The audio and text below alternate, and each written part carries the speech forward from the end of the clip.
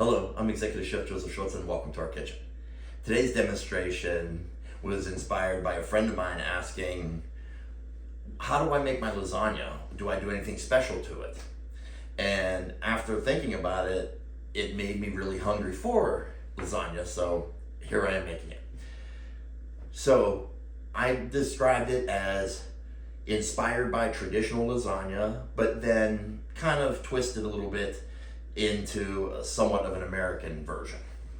And not to be confusing, just like traditional, I will have the Bolognese sauce, I will make the Béchamel, but I'm not going to use Parmesan Reggiano in this one.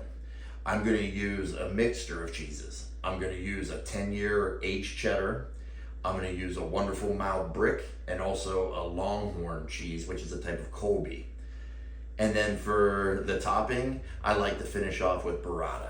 So join me now as I show you this incredible Italian classic. Well, to begin, let's get our Bolognese started.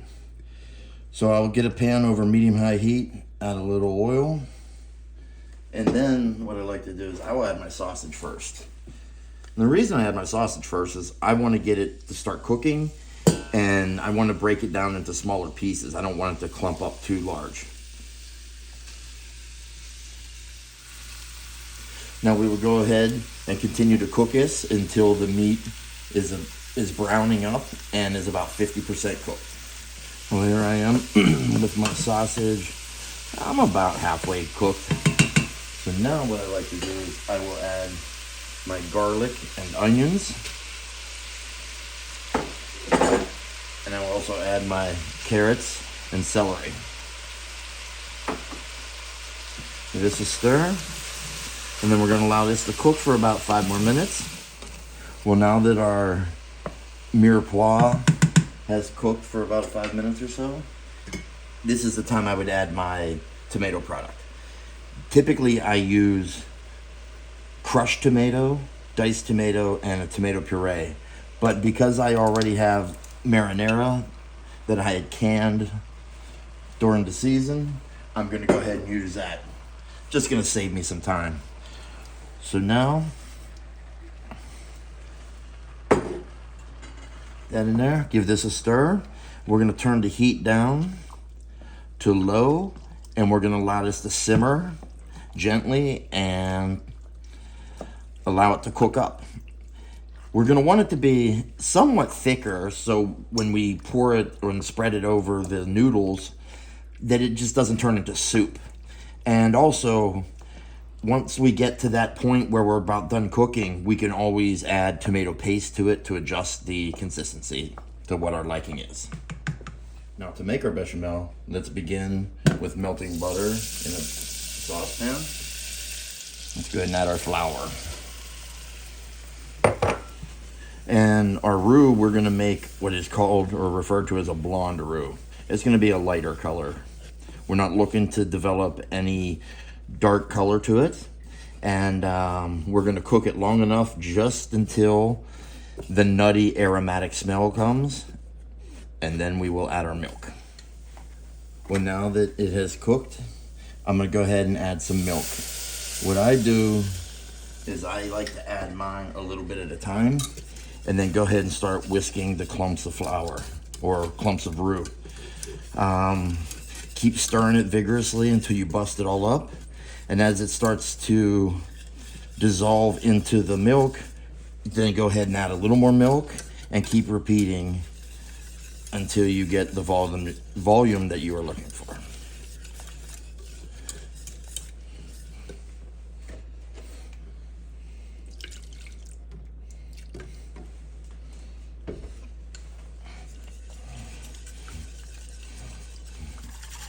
Okay, now that we got our roux dissolved, I will go ahead and season with some salt, white pepper, and then onion piqué.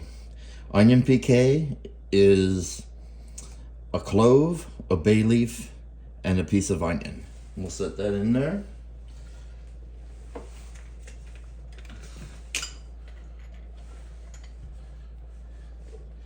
And last but definitely not least, fresh nutmeg.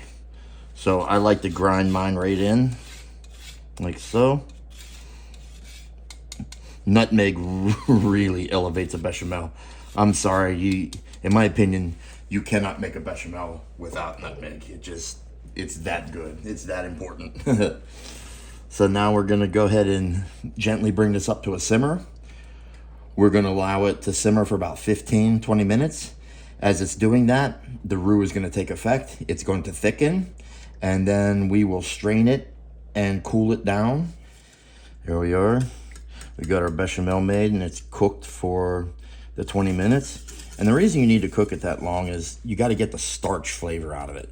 Otherwise, if you don't cook it, it's gonna taste like raw flour and very starchy. So now I like to strain mine into a container.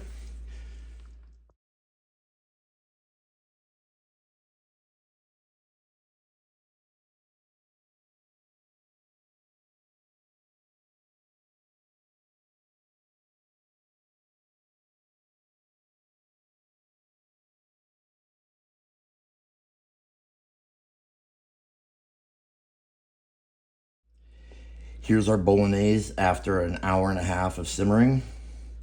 Got a little reduction on it, and it thickened up nicely. Also, I did add some tomato paste to it to help thicken a little bit. So now what I'm gonna do is I'm gonna adjust the seasonings, taste it, adjust the seasonings, and then set it off to the side to allow it to cool a little bit. And then we're gonna get on cooking our pasta. Now we have our pot of salted boiling water going. Let's go ahead and add our pasta. We're gonna go ahead and set our timer for about 8-9 minutes, and then we will drain it. Now, for our assembly, we have our 9 by 13 inch pan, or 22 by 33 centimeter. So I'm gonna start with the bolognese. Add enough to the bottom just to cover every area of it, or every inch of it. Don't want anything to stick. Then I will lead with my noodles. And then slightly overlap. And continue until you cover the bottom. Like so. Again, I will go with the bolognese.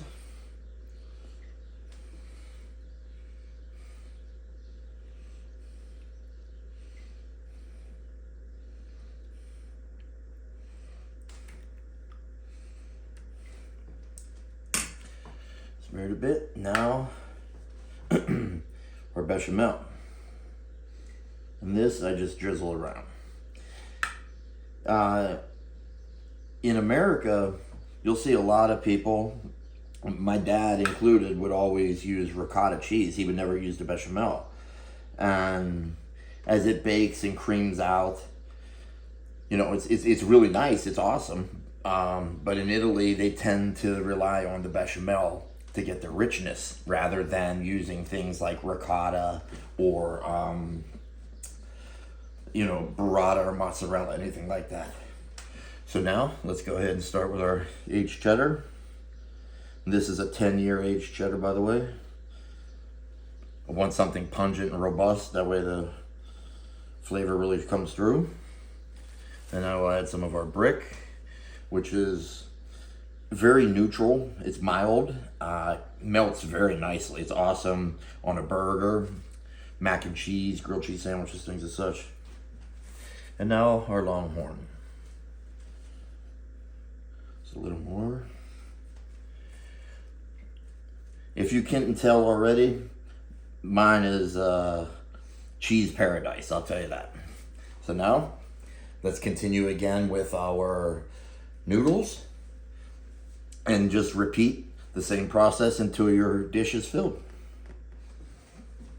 And now for our final layer.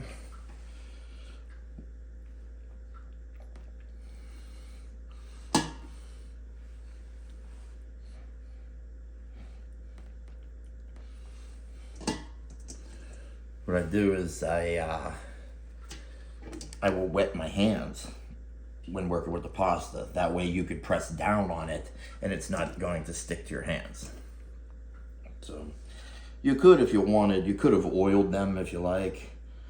I don't want to do that because there's enough fat in here with the sausage, with the cheese.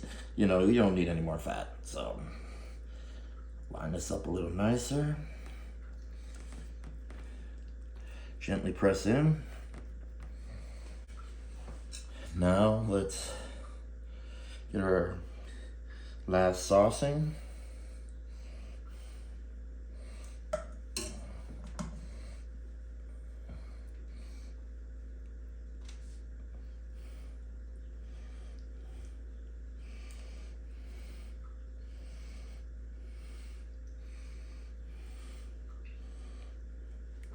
Okay.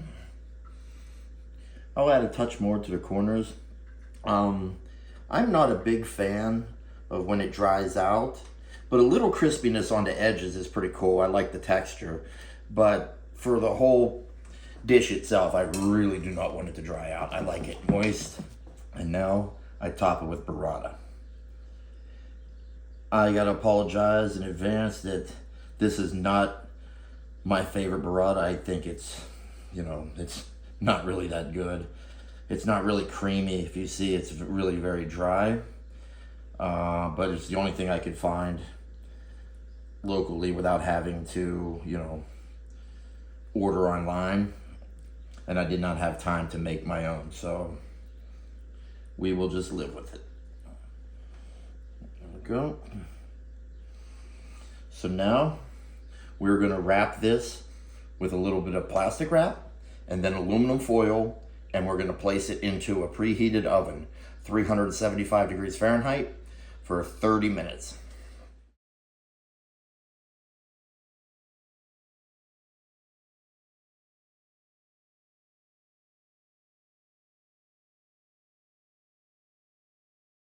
Well, here we are after our first bake.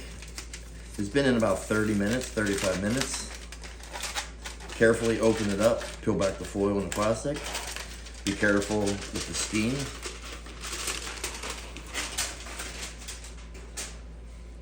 So, there we go.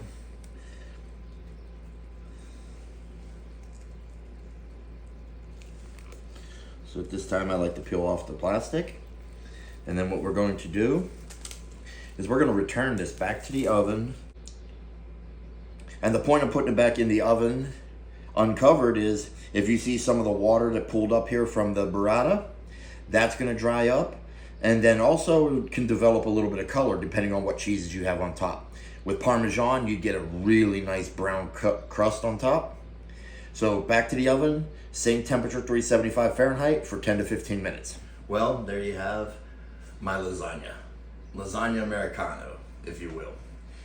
Whenever we are hosting American friends and we're gonna do an Italian menu, this is normally how I would make the lasagna.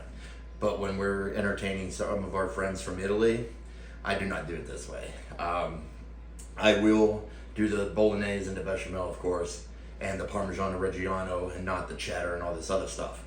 Probably the only difference I will do is during the Béchamel sauce, I will actually add either Gruyere cheese or a pecorino. And I'm gonna make it basically a Mornay sauce. So just to add a little more richness and flavor throughout the lasagna. One important thing, keep an eye on the pasta that you purchase. There are many brands out there, as we all know. There's one famous one with the blue box. But in Italy, it's real pasta. It is the durum wheat semolina, and that is it.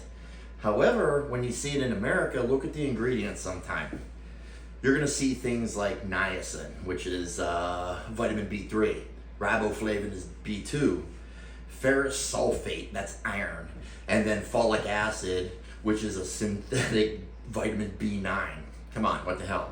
Well, the only reason why that's on there is because of the over-processing. They were stripped of all that ingredients, those minerals and vitamins, which is naturally in durum wheat. So get yourself a good reputable pasta. And watch out for all these additives and stuff like that with the over processing. It's just not good for you. And quality should be important. If you want to know more specifics about some of that stuff, feel free to message me and I can show you some brands that are more legit and cleaner and less processed, or let's just say done properly. So thank you very much for joining. I hope you enjoyed it. Give this recipe a try and tell me what you think. Jó étvágyat!